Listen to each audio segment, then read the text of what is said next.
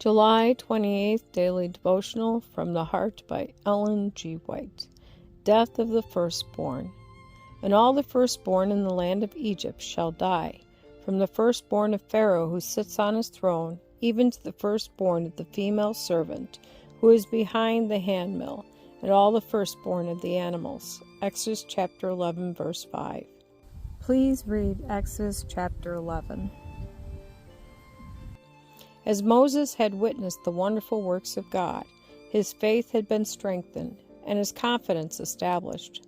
God had been qualifying him by manifestations of divine power to stand at the head of the armies of Israel and as a shepherd of his people to lead them from Egypt.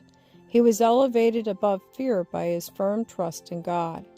This courage in the presence of the king annoyed his haughty pride, and he uttered the threat of killing the servant of God. In his blindness, he did not realize that he was contending not only against Moses and Aaron, but against the mighty Jehovah, the maker of the heavens and the earth. If Pharaoh had not been blinded by his rebellion, he would have known that he who could perform such mighty miracles as had been wrought would preserve the lives of his chosen servants, even though he should have to slay the king of Egypt.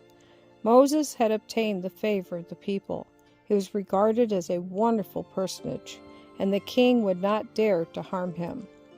Moses had still another message for the rebellious king, and before leaving his presence he fearlessly declared the word of the Lord. About midnight will I go out into the midst of Egypt, and all the firstborn in the land of Egypt shall die, from the firstborn of Pharaoh that sitteth upon his throne, even unto the firstborn of the maidservant that is behind the mill, and all the firstborn of the beasts. And there shall be a great cry throughout all the land of Egypt, such as there was none like it, nor shall be like it any more. But against any of the children of Israel shall not a dog move his tongue against man or beast, that ye may know how that the Lord doth put a difference between the Egyptians and Israel. As Moses faithfully portrayed the nature and effects of the last dreadful plague, the king became exceedingly angry.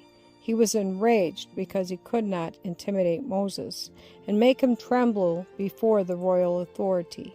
But the servant of God leaned for support upon a mightier arm than that of an earthly monarch.